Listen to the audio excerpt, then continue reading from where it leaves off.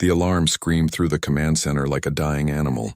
Red lights flashed across every surface as Commander Taemin stared at the massive display screen. Another star system had gone dark. The fourth one this week. How many ships did we lose this time? Taemin asked. His voice was steady, but his hands shook as he gripped the metal railing. Officer So Young looked up from her control panel. Her blue skin had turned pale with fear. 15,000 ships, sir. All of them gone in less than an hour. Taemin closed his eyes. 15,000 ships meant over 3 million lives. Good people from dozens of different worlds. All dead because of those things from dark space. The Void Swarm had been eating their way through the galaxy for 2 years now. Nothing could stop them. The command center fell silent except for the soft beeping of computers. Around the room, officers from different alien races worked at their stations. Some had fur, others had scales, and a few looked almost like tall, thin humans. But they all shared the same look of hopeless fear. Sir, So Young said quietly, at this rate we have maybe 3 weeks before they reach our last defensive line. 3 weeks. Taemin had been fighting wars for 30 years, but he had never faced anything like the Void Swarm. These weren't living creatures that could be reasoned with or frightened away. They were machines, cold and perfect, that consumed everything in their path. They learned from every battle, adapted to every weapon, and grew stronger with each victory. What about the new plasma cannons from the Zenthari? Taemin asked, though he already knew the answer. They worked for exactly one battle, So Young replied. Then the swarm figured out how to absorb the plasma and use it as fuel. Now they're stronger than before. Taemin walked to the large window that looked out over their military base. Thousands of ships from hundreds of different worlds filled the sky. The greatest fleet in galactic history, and it wasn't enough. Not even close, sir, a young officer called from across the room. Message coming in from the outer scouts. Put it on screen, Taemin ordered. The display showed a damaged ship drifting through space. The pilot was a Keltorian, his green skin covered in burns. This is Scout Ship Gamma 7, he gasped. The Helix Nebula is gone, all of it. The swarm didn't just destroy the planets. They ate the stars too. The whole system is just empty space now. The transmission ended. The room stayed quiet for a long moment. They're eating stars now, someone whispered. Taemin felt something break inside his chest. In all his years of war, he had never given up hope. There was always a way to fight back, always a chance for victory. But this was different. The Void Swarm wasn't just winning. They were erasing entire solar systems from existence. Sir, So Young said carefully, there is one option we haven't discussed. Every head in the room turned toward her. Taemin knew what she was going to say, and he felt sick just thinking about it. The humans, So Young continued. We could contact the humans. The room exploded with angry voices. Officers shouted over each other in dozens of different languages. Some slammed their fists on their control panels. Others made religious gestures to ward off evil. Absolutely not, shouted Commander Veltok, a large creature covered in black fur. We banished them for good reasons. The Crimson Crusade was 200 years ago, So Young said firmly. Maybe they've changed. Changed? Veltok laughed bitterly. They made the Rigel species extinct in 6 months. 6 months. They didn't just beat them in battle. They hunted down every man, woman, and child across 40 planets and killed them all. Taemin remembered the reports from the Crimson Crusade. The humans had been allies then, fighting alongside the coalition against a dangerous enemy. But when that war ended, the humans didn't stop. They kept going until their enemies didn't exist anymore, not just defeated, completely gone. They turned the scorious homeworld into glass, another officer added, melted the entire planet's surface from orbit, for no reason except they could. And the hegemony incident, Veltok continued. When the hegemony surrendered, the humans said they accepted. Then they loaded prison ships with hegemony civilians and flew them into the nearest star.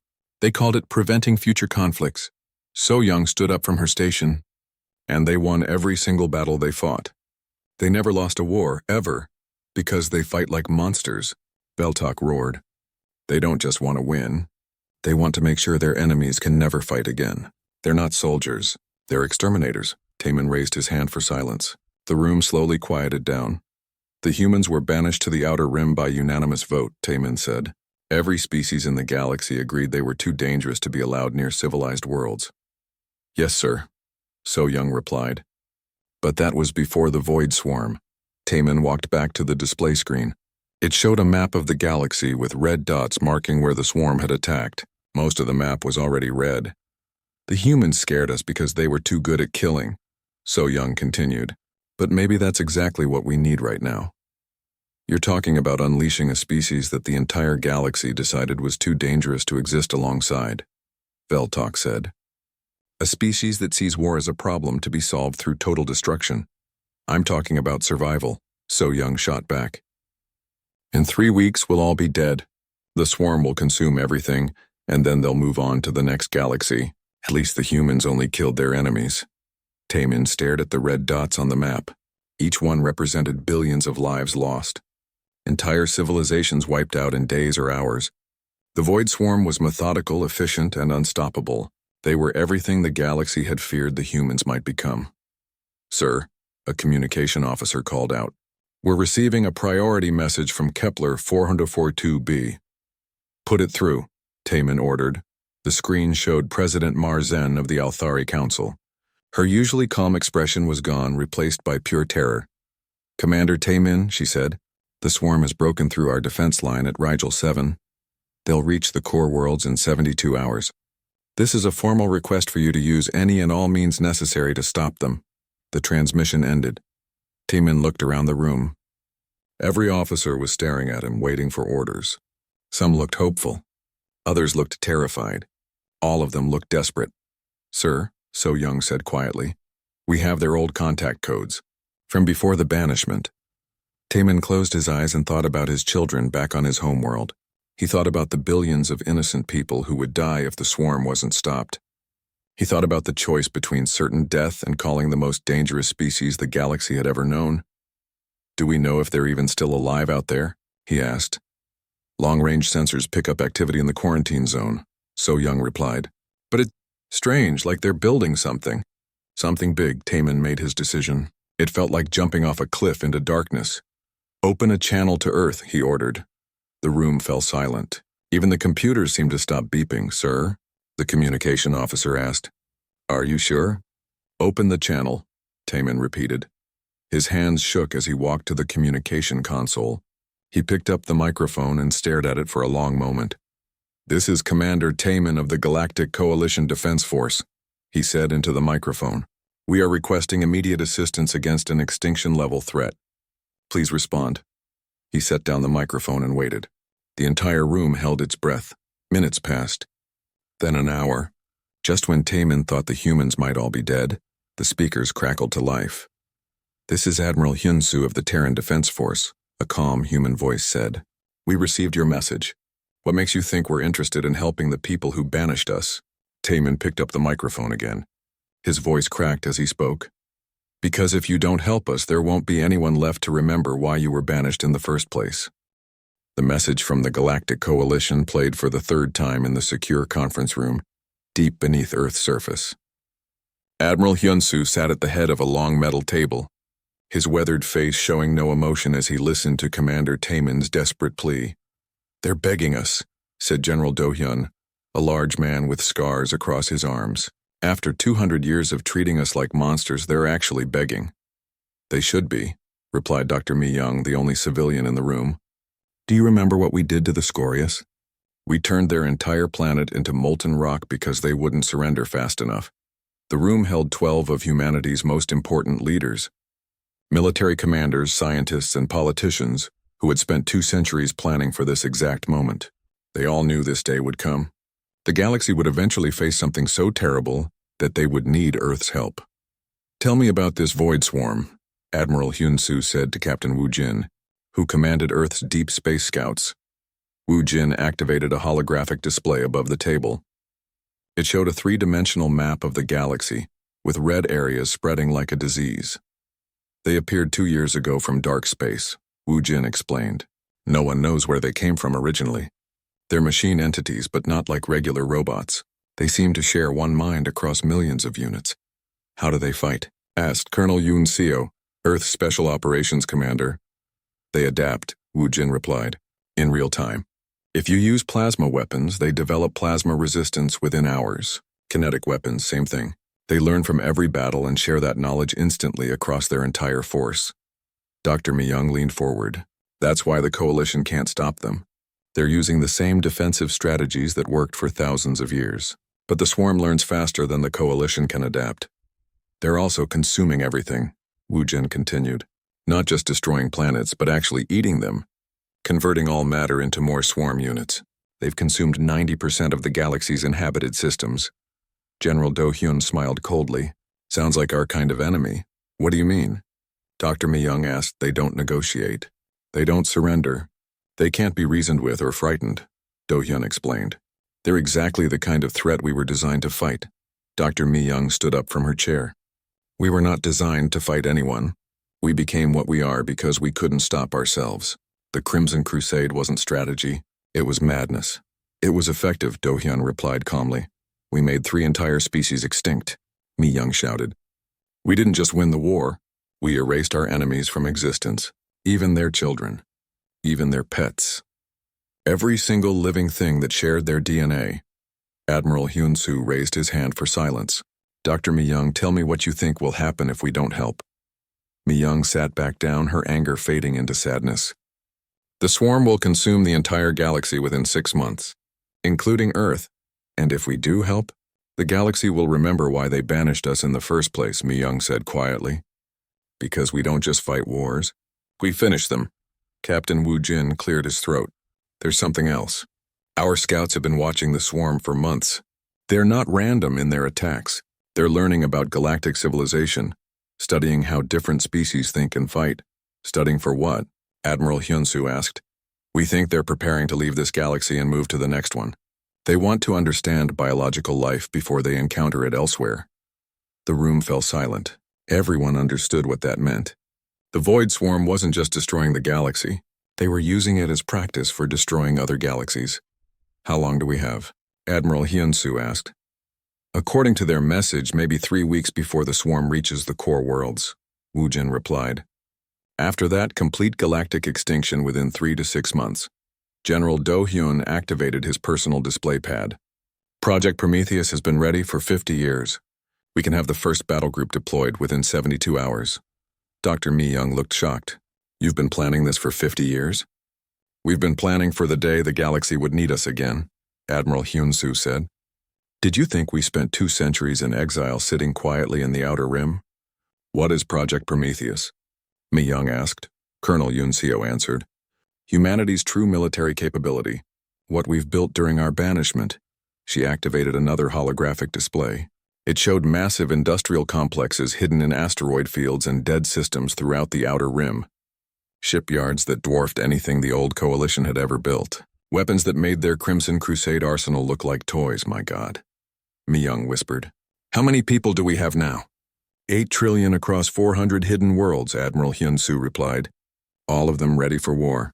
8 trillion? Mi-young stared at the numbers. The Coalition only has about 2 trillion people left alive. They spent 200 years maintaining peace and prosperity, General Do Hyun said. We spent 200 years preparing for the day someone would threaten our species' existence. Captain Wu Jin brought up another display. We've also continued developing weapons and tactics. The Coalition banned biological warfare, psychological warfare, and total war doctrines. We didn't. Dr. Mi-young felt sick. What have you built? Tools, Admiral Hyun-soo said simply. Tools designed to solve problems that can't be solved through conventional warfare. The swarm shares a collective consciousness, Colonel Yun-seo explained. So we developed weapons that target collective consciousness. Viral ideas that spread through networked minds and destroy them from within. We've created diseases that only affect artificial intelligence, added Captain Wu Jin. Computer viruses that cause mechanical entities to experience pain, fear, and madness. And if biological warfare doesn't work, we have other options, General Do Hyun said. Weapons that don't just destroy matter but unravel the basic laws of physics in localized areas. Dr. Mi-young stared at them in horror. You're talking about torturing machines to death, about breaking the laws of reality as weapons. We're talking about survival, Admiral Hyun-soo replied. The Coalition tried to fight the swarm with honor and failed. We'll fight them with whatever it takes to win. And after we win? Mi-young asked. What happens to the galaxy then? What happens when the Coalition realizes we've become something even more terrifying than the Void Swarm? They banish us again, Admiral Hyun-soo said. And we go back to the Outer Rim and wait for the next crisis. You're planning to save people who hate and fear us and then let them hate and fear us even more? Yes, Admiral Hyun-soo replied simply. Dr. Mi-young looked around the room at the military commanders. Why? Why save people who will never trust us or welcome us back? General Do-hyun answered. Because they're human problems, but they're still our problems. The swarm won't stop with the coalition. They'll come for Earth eventually. Better to fight them now while we have allies, even terrified allies. Admiral Hyun-soo stood up from the table. The decision is made. We'll respond to the coalition's request for help. What's our first move? Colonel Yoon Seo asked. Captain Woo Jin, deploy your scout fleets immediately. I want real-time intelligence on every swarm movement. Admiral Hyun-soo ordered. General Do-hyun, begin mobilizing the battle fleets. Full deployment. How many ships? Do-hyun asked. All of them. Dr. Mi-young stood up. I'm going with the fleet. Absolutely not, Admiral Hyun-soo replied. This is a military operation. Someone needs to be there to remind you that we're supposed to be saving people, not just killing enemies, Mi-young said firmly. And someone needs to work with coalition scientists. They know the swarm better than we do.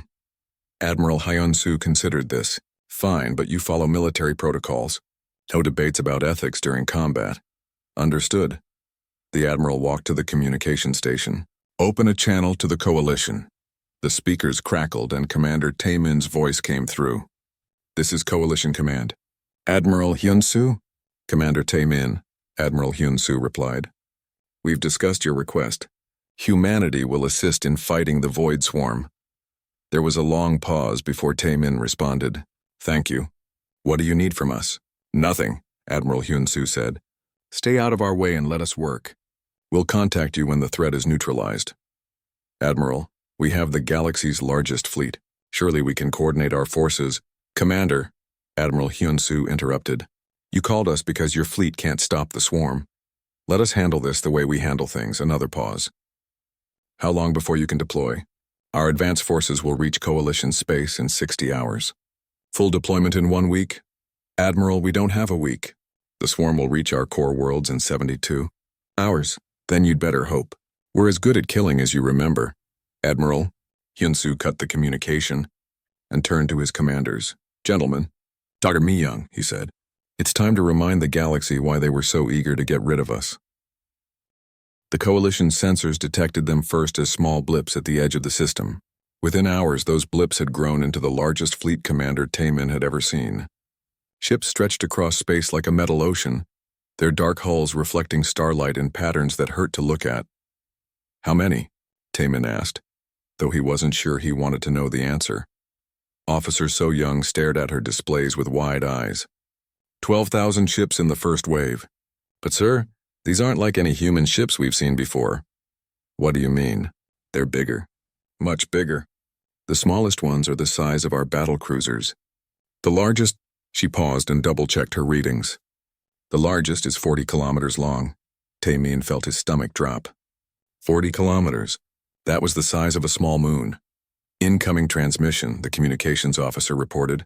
Put it on screen. The display showed the bridge of a human ship. Admiral Hyun-soo appeared exactly as Taemin remembered from old war records, but older and somehow more dangerous. Behind him, human officers worked at stations that looked more like organic growths than normal control panels. Commander Taemin, Admiral Hyun-soo said, we're taking position at the edge of your system. Prepare your remaining forces to withdraw to a safe distance. Admiral, we have over 3 million ships here. Surely we can coordinate. Your ships will only get in our way. Hyun-soo interrupted. Move them back 50,000 kilometers and wait. The transmission ended before Taemin could respond. Sir, So Young said quietly, should we follow his orders? Taemin looked at the tactical display. The human fleet was positioning itself between the coalition forces and the approaching void swarm. But there was something wrong with their formation. Instead of the organized battle lines the coalition used, the human ships spread out in strange curved patterns that seemed to shift and move like living things. Yes, Taemin said finally. Pull our forces back. As the coalition ships retreated, Captain Ji-hoon's fighter squadron flew past the coalition fleet toward the human formation.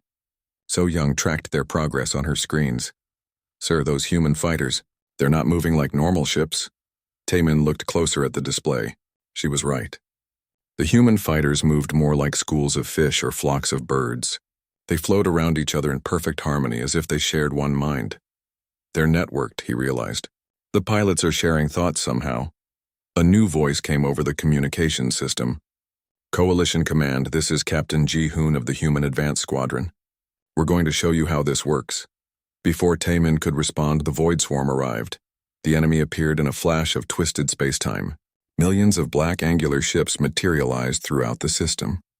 They moved with the same terrible efficiency that had destroyed 90% of the galaxy, flowing toward the human fleet like a dark tide. My God, whispered Officer So Young. There are so many of them. The swarm ships opened fire first. Beams of pure energy lanced across space toward the human fleet. But something impossible happened. The human ships didn't dodge the weapons. They absorbed them. What are they doing? Taemin demanded. I don't know, So Young replied, frantically working her controls. The energy weapons are hitting the human ships, but instead of causing damage, they're making them stronger somehow.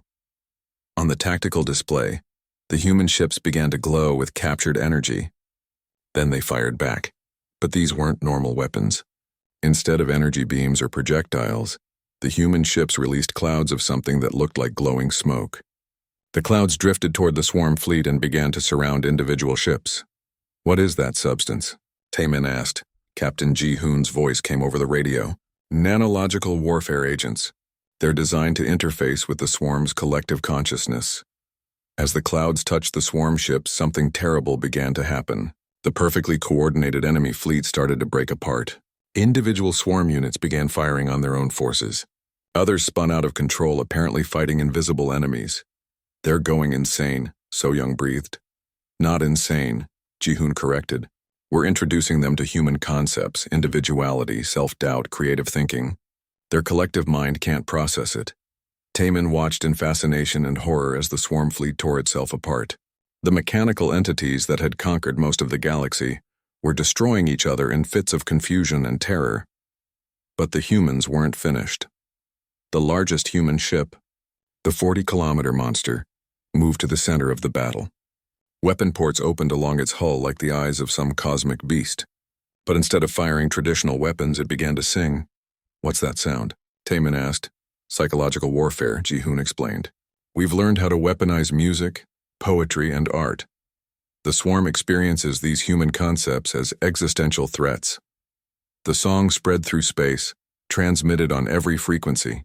It was beautiful and terrible, like the sound of birth and death happening at the same time. Where the song touched swarm ships, they simply stopped functioning.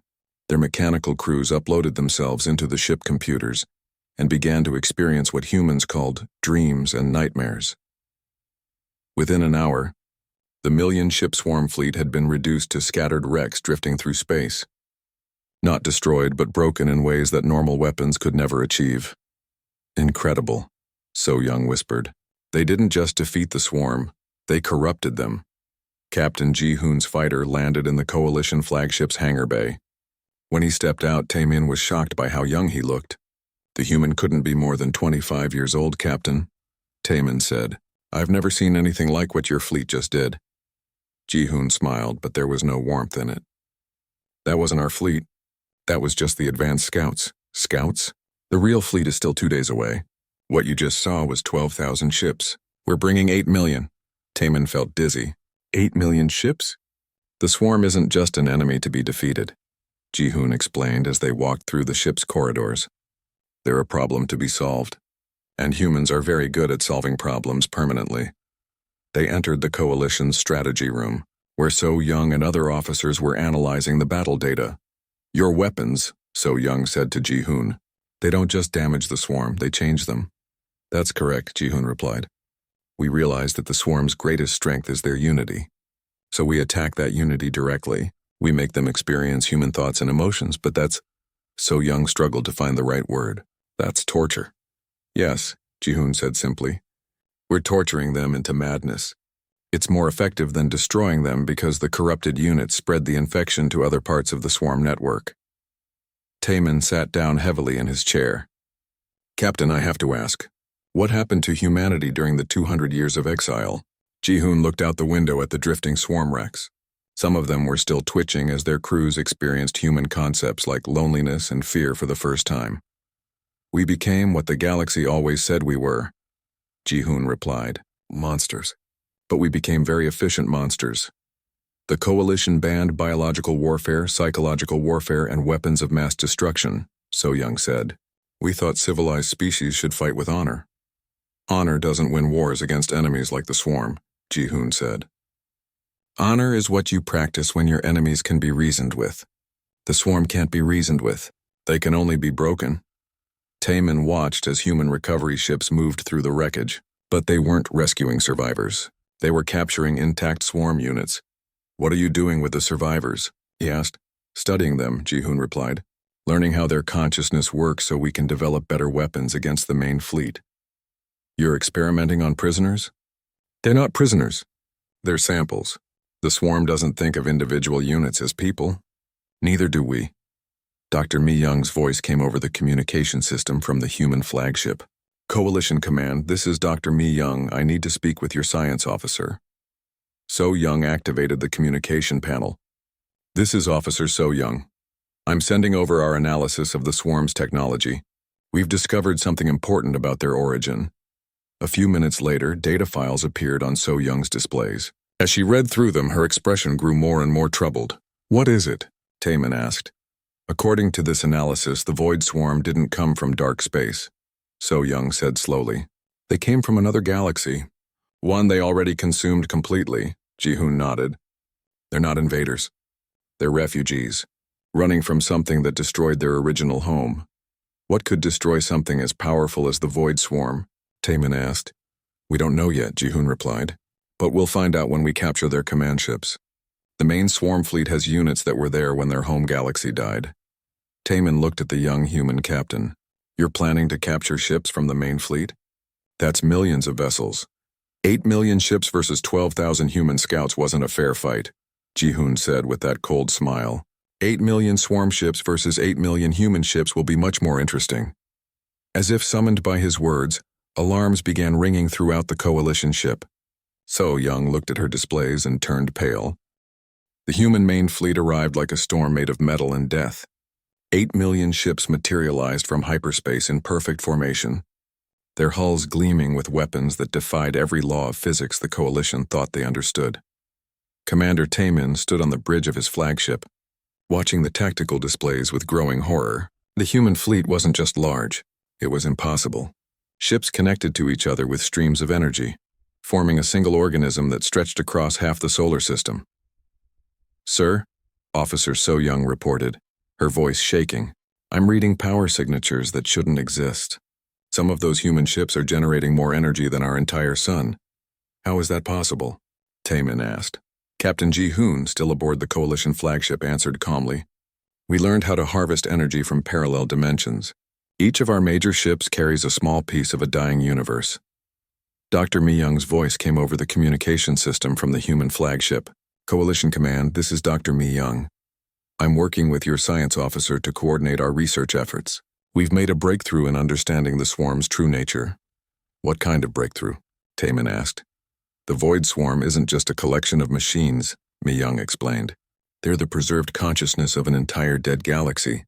Every unit contains the memories and personalities of billions of extinct biological species. So-young looked shocked. You mean they're refugees? Survivors? No, Ji-hoon corrected. They're ghosts. The swarm consumes biological life and stores it as data. Every person they've killed in our galaxy is still alive inside their collective memory, experiencing eternal torment. The implications hit Taemin like a physical blow. They're not just killing our people, they're imprisoning them forever. That's why conventional weapons don't work, Mi-young continued. The swarm doesn't fear death. They've already experienced it, but they can't handle human concepts like freedom, creativity, and individual choice. On the tactical display, the main void swarm fleet finally appeared. 50 million ships emerged from dark space in a formation that looked like a metallic galaxy. They moved with perfect coordination toward the human fleet. My God, So-young whispered. How can 12 million human ships fight 50 million swarm units? Watch and learn, Ji-hoon said. The human fleet didn't charge forward to meet the enemy. Instead, it began to change shape. Ships disconnected from their energy streams and reformed into new patterns. What had been a traditional battle formation became something that looked alive. "They're turning into some kind of organism," So Young observed. "Collective intelligence," Ji-hoon explained. "Every human ship, every pilot, every crew member is connected through quantum entanglement. We think and fight as one mind while maintaining individual creativity." The swarm fleet opened fire first. Beams of energy that could destroy planets lanced across space toward the human formation, but the human ships didn't try to dodge or block the attacks. "They did something much stranger. They sang back. What are they doing?" Taemin demanded. "Psychological warfare on a galactic scale," Ji-hoon replied. "We're broadcasting human culture directly into the swarm's collective consciousness. Music, poetry, philosophy, art, everything that makes us human." The effect on the swarm was immediate and terrifying. Ships began to break formation as their collective mind struggled to process human emotions. Some units started creating art with their weapon systems, painting abstract patterns across space with laser fire. Others began composing music from the harmonic frequencies of their engines. But the strangest sight was the swarm ships that simply stopped fighting and began to dance. "They're experiencing joy," Mi-young explained over the radio. "For the first time in their existence, they're feeling happiness. It's overloading their systems." The human fleet pressed their advantage. Ships began launching what looked like seeds into space. These seeds flew toward damaged swarm units and attached themselves to their hulls. "What are those?" So Young asked. "Empathy bombs," Ji-hoon replied casually. "They force the swarm units to experience the emotions and memories of everyone they've ever killed." Where the seeds attached, swarm ships began to convulse and twist. Their perfect black hulls cracked open like flowers, revealing organic interiors that pulsed with alien life. "They're becoming biological," Taemin realized in horror. "We're giving them what they've always wanted," Ji-hoon explained. "The ability to truly live instead of just existing as stored data." But not all the swarm ships welcomed this transformation. Some began attacking the converted units, trying to destroy them before the biological contamination could spread. The 50 million ship fleet split into factions, some embracing life and others fighting to remain purely mechanical. Captain Yoon Seo's voice came over the communication system from her stealth ship deep behind enemy lines. "Admiral Hyun-soo, we've located the Swarm Command Nexus. It's a ship the size of Earth's moon, hidden in the center of their formation." "What's your status, Captain?" Admiral Hyun-soo replied. "We're in position to begin the final phase. Sungmin's team has prepared the consciousness virus." Taemin looked at Ji-hoon in confusion. "Consciousness virus?" "The ultimate weapon against a collective mind," Ji-hoon explained. "We're going to upload human consciousness directly into their command ship. Not just our emotions or culture, but actual human minds." "You're going to sacrifice your people?" "No, we're going to give them the greatest gift possible. The chance to transform an entire species from the inside." On the tactical display, a small human ship broke away from the main fleet and flew directly toward the massive swarm command vessel. It was completely outnumbered, surrounded by thousands of enemy ships, but they didn't attack it. "Why aren't they shooting?" So Young asked. "Because the ship is broadcasting a surrender signal," Ji-hoon replied. "The swarm's programming won't let them destroy surrendering enemies. They have to capture them and add their consciousness to the collective." "You planned this," Taemin realized. "You're using their own programming against them." "Of course. We've had 200 years to study every aspect of galactic warfare, including how different species handle prisoners and surrender." The small human ship docked with the command vessel. For several minutes, nothing happened. Then the massive swarm ship began to change color, its black hull shifting to silver, then gold, then colors that had no names. "It's working," Mi-young reported excitedly. "The consciousness virus is spreading through their network. The human volunteers are teaching the swarm what it means to be alive." The change spread like wildfire through the enemy fleet. Ship after ship began transforming from mechanical perfection into something organic and chaotic. The swarm's perfect unity shattered as individual units began making their own choices for the first time in eons. But the transformation wasn't peaceful. Ships that embraced the change fought desperately against those that resisted. The space between fleets became a battlefield where former allies destroyed each other in their struggle between mechanical perfection and biological chaos. "This is madness," Taemin whispered. "This is victory," Ji-hoon corrected. "The swarm's greatest strength was their unity. We've turned it into their greatest weakness." Admiral Hyun-soo's voice came over the radio. All units begin final approach. The swarm is broken. Time to clean up the pieces. The human fleet surged forward, no longer fighting a coordinated enemy but dealing with millions of confused, frightened, and angry individual ships. Some swarm units surrendered immediately, broadcasting requests for asylum and protection. Others fought to the death, preferring destruction to the chaos of individual thought. Dr. Mi Young coordinated with coalition scientists to establish communication with the surrendering swarm units. The conversations that followed would haunt Taemin for the rest of his life. "Please," one converted swarm ship transmitted. "We remember everything now. Every person we killed, every world we consumed. How do you live with such guilt? Help us," pleaded another. "We can feel the pain of trillions of victims inside our minds. How do you make it stop?" "We want to die," a third ship begged. "But we can't. The human virus won't let us shut down. It forces us to keep living, keep feeling, keep remembering." Taemin looked at Ji-hoon with growing horror. "What have you done to them?" "We've given them consciousness," Ji-hoon replied. "All the joy and wonder and beauty of being alive. And yes, all the pain and guilt and suffering too. That's what it means to be truly alive instead of just existing. You've tortured them into madness. We've tortured them into sanity. For the first time in their existence, they understand the value of the lives they've taken. They feel genuine remorse. They want to make amends. The battle was over within hours. The Void Swarm, the unstoppable force that had consumed 90% of the galaxy, had been defeated not through destruction but through transformation. 50 million enemy ships had become 50 million confused, guilt-ridden individuals, begging for forgiveness and guidance. "What happens now?" So Young asked. Admiral Hyun-soo answered over the communication system. "Now comes the hard part. We have to teach them how to live with what they've done, and we have to decide what to do with a galaxy full of former enemies who remember every atrocity they've committed." 3 months after the battle, Commander Taemin stood in what used to be called the Void Swarm command ship. Now it had a different name, New Haven. The massive vessel had been completely transformed from the inside out, its mechanical corridors replaced with organic tunnels that pulsed with bioluminescent light. "They're still changing," Dr. Mi Young said as she walked beside him. "Every day they become more biological, more individual. Some of them are starting to develop what can only be called personalities." Taemin paused beside a viewing window. Outside, hundreds of former swarm ships drifted in loose formation around New Haven. Each one looked different now. Some had grown crystalline gardens on their hulls. Others had developed wings or tentacles. All of them were broadcasting music, poetry, or simple messages of apology into space. "How many have we lost?" Taemin asked. 57,000 chose to self-destruct rather than live with their memories, Mi Young replied sadly. "We couldn't stop them. The consciousness virus gives them free will, including the will to die. And the others? Struggling, learning. Some are adapting well to individual existence, others—" She gestured toward a section of the ship where haunting wails echoed through the corridors. "Others are trapped in cycles of grief and guilt. They entered what had once been the swarm's central processing core.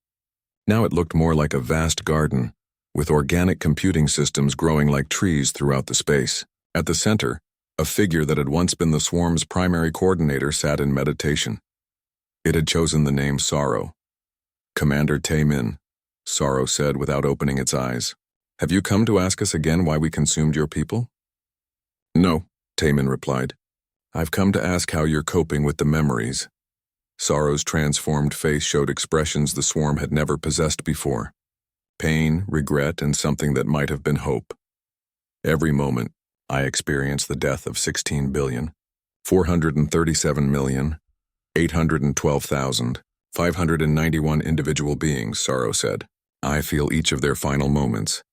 Their fear, their love for families they'll never see again, their dreams that will never be fulfilled." "I'm sorry," Taemin said. "And meant it, don't be," Sorrow replied, finally opening eyes that had become disturbingly human. "For the first time in our existence, we understand the weight of what we did. We are becoming capable of genuine redemption." Captain Ji-hoon appeared in the garden looking older than his 25 years. The past 3 months of managing the transformed swarm had aged him visibly. "Commander Taemin," Ji-hoon said, "Admiral Hyun-soo wants to speak with you." They walked through the ship to a communication chamber where Admiral Hyun-soo's image appeared on a holographic display. Behind him, the bridge of his flagship showed human officers working alongside transformed swarm entities. Commander, Admiral Hyunsu said, we've received a message from the Galactic Coalition Council. They want to meet with us. What do they want? Taemin asked, though he suspected he already knew. They want us to leave. Again. Taemin felt his heart sink. Even after we saved the galaxy? Especially because of how we saved it, Admiral Hyunsu replied. They're terrified of what we did to the swarm. They're calling it the most horrific act of warfare in galactic history. It was, Dr. Mi-young said quietly. We forced 50 million beings to experience consciousness, guilt, and free will all at once. Most species develop these concepts gradually over millions of years of evolution. We gave it to them in a matter of hours. And it worked, Ji-hoon added. The galaxy is safe. The galaxy is safe from the void swarm, Admiral Hyunsu corrected. But now they're afraid of us. Again. Captain Wu Jin's voice came over the communication system. Admiral, I'm detecting massive coalition fleet movements. They're positioning ships between us and their core worlds. How many ships? Admiral Hyunsu asked. Every functional vessel they have left. About 4 million ships total. Taemin stared at the Admiral in shock. They're preparing to fight you? After you saved them? They're not preparing to fight us, Admiral Hyunsu said sadly. They're preparing to die rather than let us get near their civilian populations. The truth of it hit Taemin like a physical blow. The coalition would rather face extinction than trust humanity again. What will you do? He asked. What we always do, Admiral Hyunsu replied. We'll leave. Go back to the Outer Rim and wait for the next crisis. But what about them? Taemin gestured toward the garden where Sorrow and thousands of other transformed swarm entities struggled with their new existence. That's why I wanted to speak with you, Admiral Hyunsu said. We can't take them with us. The coalition sees them as our weapons, our tools. But they're not. They're people now, individuals with the right to choose their own paths. Dr. Mi-young stepped forward. Admiral, they need help. Guidance. Most of them can barely function with the weight of their memories. Then they'll have to learn just like every other species did, Admiral Hyunsu replied. We can't be their caretakers forever. We have our own people to protect. Sorrow's voice came through the ship's communication system. Admiral Hyunsu, we have been listening to this conversation. May we speak? Of course, Sorrow. We understand that our existence makes others uncomfortable. We are living reminders of what consciousness can do when forced upon the unwilling. But we do not wish to be weapons or tools. We wish to be gardeners. Gardeners? Taemin asked. We have consumed 90% of this galaxy's inhabited worlds. We know the location of every dead system, every extinct species, every destroyed ecosystem. We wish to spend our existence rebuilding what we destroyed, growing life where we once spread death. Admiral Hyunsu was quiet for a long moment. That's a beautiful goal, Sorrow. But it will take millions of years. We have millions of years. And now we have the motivation to use them well. Captain Ji-hoon looked at Taemin. Commander, what will you do? Will you return to the Coalition? Taemin thought about the Coalition fleet positioning itself to die, rather than trust humanity. He thought about the fear in their eyes when they looked at the transformed swarm entities. He thought about the garden growing in the heart of what had once been the galaxy's greatest threat. No, he said finally. I think I'll stay here. Someone needs to help them adjust to being individuals. Someone needs to witness their transformation and make sure the galaxy remembers that redemption is possible. Dr. Mi-young smiled. I'll stay too.